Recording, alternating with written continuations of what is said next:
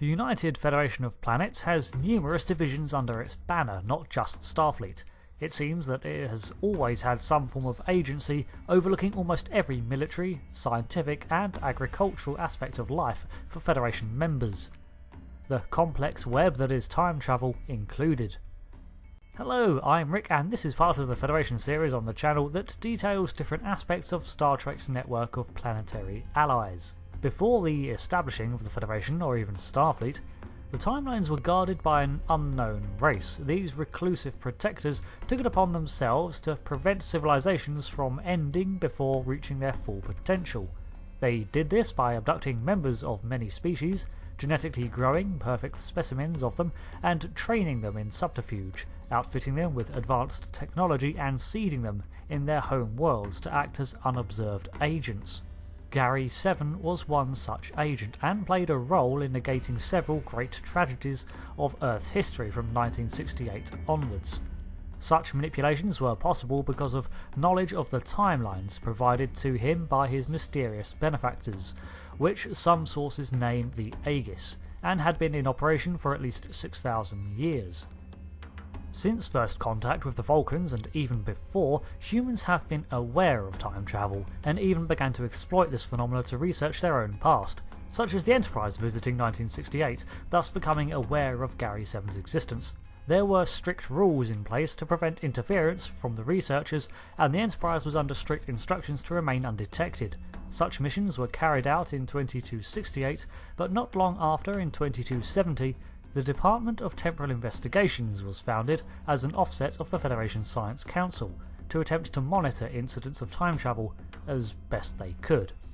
This is kind of a pointless effort. After all, when history is changed, then history and the present is now different. The now of the now and the history might not always have been that way it was. Wait.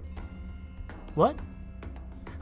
What I'm trying to say is that they could do little more than catalogue events of suspected temporal interference, as any great changes that occurred would ripple through time, changing the present day, and no one would be nay the wiser.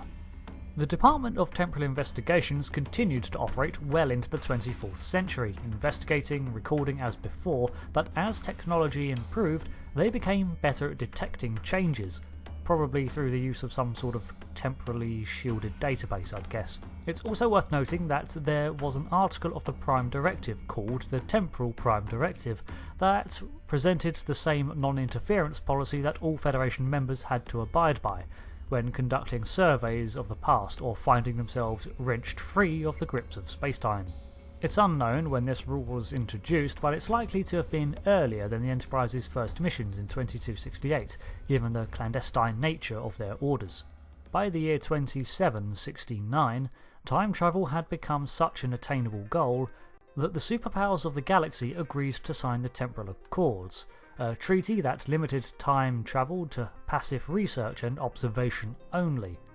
The aim was clear: to prevent a power going back in time and rewriting their history to prove advantageous. One can only speculate the complexities of these accords, of which the Federation was a signatory, considering that Starfleet had broken these accords on multiple occasions. Most prominently, Voyager's shortcut home when Admiral Janeway of the 25th century provides advanced Federation technology to her 2378 counterpart. 100 or so years later, Starfleet had its own Temporal Integrity Commission, responsible for policing the timeline of threats to the Federation caused by time travellers. If I had to speculate, the T.I.C. was likely an adapted form of the Department of Temporal Investigations, migrating from an investigative observer to an active enforcer. Officers under this commission served aboard timeships like the USS Relativity and the one-man USS AEON. In a move reminiscent of the Aegis species years before, and maintained for centuries to come, temporary agents were recruited from the timelines in which the vessel was operating. This was for a number of practical reasons. 1. An individual from this time period would be much more adept at fitting in. After all, they're going to know the local customs, the colloquialisms of the time. Imagine Captain Braxton from 1996 saying, "I got you fam, this ship is lit," only to be out by about 20 or so years. It's not his fault, 1996 would be just one of many of his assignments, and he can't be expected to adapt to them all.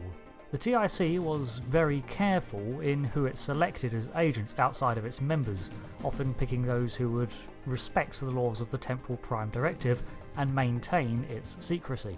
The second reason is actually a health one. Jumping through timelines can cause disorientation and place stress on the minds of those exposed to the temporal transporters, leading to a form of psychosis with too much repeated use. A technology of this time that was used to tie up loose ends was reintegration. No idea how it works, but when messing around in time, it's likely that repeated visits to a time create copies of yourself, all from slightly different points, and if alterations are being made at the same time, then things can get confusing. Reintegration was a merger of an individual's incarnations into a single timeline. Again, no idea how. Perhaps it was literally a merger using transporter tech, or a subtle tweaking of timelines to create a single strain of events. Maybe both, or perhaps they just flushed the echoes out of an airlock. What is known is that after another 200 years, these negative effects were overcome for the most part. I imagine that the level of interference in certain events before the Accords were signed had to be excused on all parties, or drastically change the future in which they were signed in the first place. Sweep the mess under the rug and pretend you never broke it. Understandably though, some species refused to sign these accords, and so began a state of temporal Cold War, where each side refrained from action or curtailed the attempts of others to alter the time, on the grounds of mutually assured destruction by not ever having existed at all. It's unlikely that this state of temporal Cold War will ever truly end, because time travel, but it seems to still be a concern by the 31st century. It is from this timeline that the temporal agents operate. We know nothing of their organisation except that it stands to enforce the Accords across all time factions and prevent major alterations from going down. However, the lack of Starfleet insignia suggests that they are outside of Starfleet's purview and likely their own entity. They seem to have all but abandoned the use of ships altogether at this stage and are capable of much more impressive feats of time manipulation.